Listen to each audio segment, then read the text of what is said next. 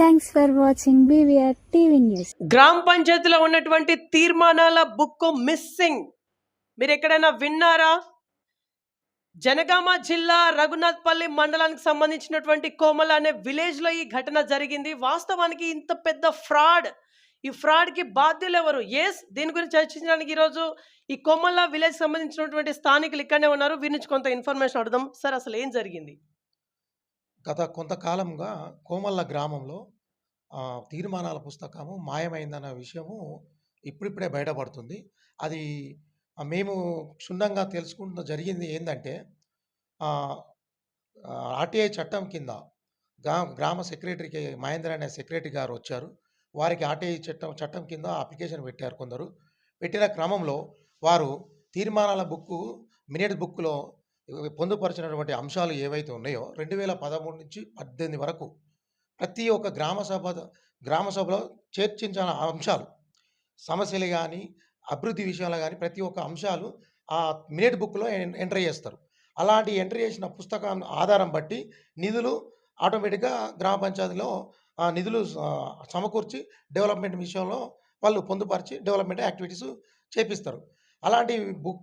అలాంటి తీర్మానాల పుస్తకము మొన్న ఆర్టీఐ కింద పెట్టిన క్రమంలో అలాంటి గత పాలకులు పెట్టిరని తెలిసింది. అలా తెలిసినప్పుడు ఆడ 2013 నుంచి 18 వరకు తీర్మానాల పుస్తకము గ్రామ పంచాయతీలో లేదనే విషయం అసలు ఆ బుక్ ఎప్పుడు పోయిందని మీకు అనిపించింది? గత జస్ట్ 3-4 నెలల క్రితం నుంచి తెలుస్తుంది. 3-4 నెలలు జస్ట్. అంటే ఇప్పుడు మీ ఎక్స్ సర్పంచ్ గారికి ఈ విషయం తెలీదా? అది మనకు తెలియదు, ఎందుకంటే వాళ్ళ పరిపాలకులు. అంటే మీరు అడిగారా? మీ మాజీ సర్పంచ్ వారిని అడిగారా? మేము అడగలేదు, వాళ్ళని అడగలేదు. ఎందుకు అడగలేదు? అంటే పుస్తకాలు ఎట్లాగో గ్రామ పంచాయతీలో ఉంటాయి, కానీ వాటిని ఇప్పుడు పుస్తకాలు అనేవి ఆటోమేటిక్గా పంచాయతీ కార్యదర్శి ఆధీనంలో ఉంటాయి. సర్పంచ్ గారికి కూడా తెలియదు, వారి ఆధీనంలో ఉండవు, అధికారుల ఆధీనంలో ఉంటాయి. కాబట్టి మన సర్పంచ్ గారిని అడగలేము. అప్పుడున్న మరి ఆ పరిస్థితిలో పంచాయతీ కార్యదర్శి ఎవరున్నారు, ఎవరు మాయం చేశారు, ఎవరి స్వార్థం కోసం మాయం చేసినది మాకు తెలియాల్సిన అవసరం ఉన్నది. ఇప్పుడు ఇక్కడ తీర్మానాల బుక్ మిస్సింగ్ అంటే ఈ మిస్ అయిన విషయం మీకు ఎట్లా తెలిసింది? అదే చెప్తున్నా సార్. ఆర్టీఐ కింద బొల్లపల్లి మంజుల గారు, మాజీ సర్పంచ్ గారు అప్లికేషన్ పెట్టిరని తెలిసింది.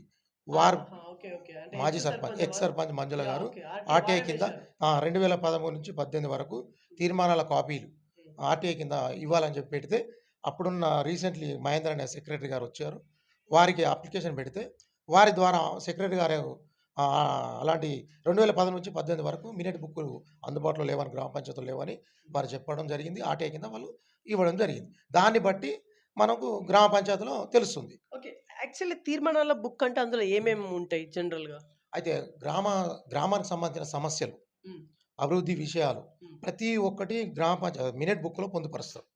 మినిట్ బుక్లో పొందుపరిచి ప్రతి ఒక్క అంశం, ఏ అంశం అయినా తీర్మానం చేయాలన్నా గ్రామ సభలో తీర్మానం చేసి ఆ అంశాన్ని మినిట్ బుక్లో ఎంటర్ చేస్తారు.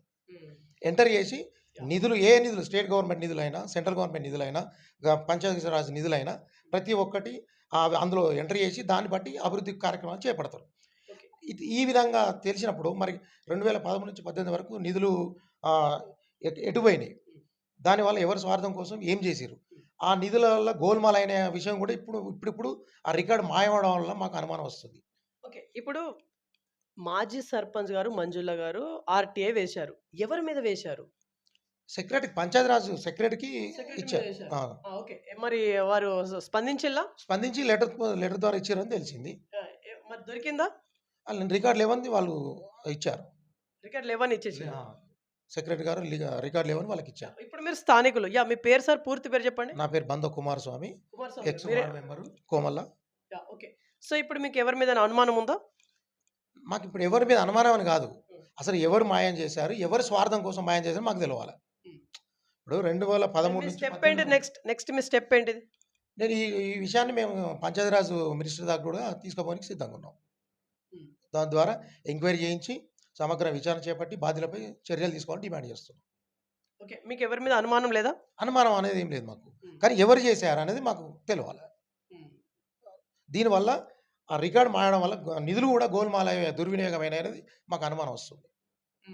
దాన్ని బట్టి సమగ్ర విచారణ చేపట్టాలి, బాధ్యులపై చట్టపరంగా చర్యలు తీసుకొని న్యాయం చేయాలని మేము డిమాండ్ చేస్తాం.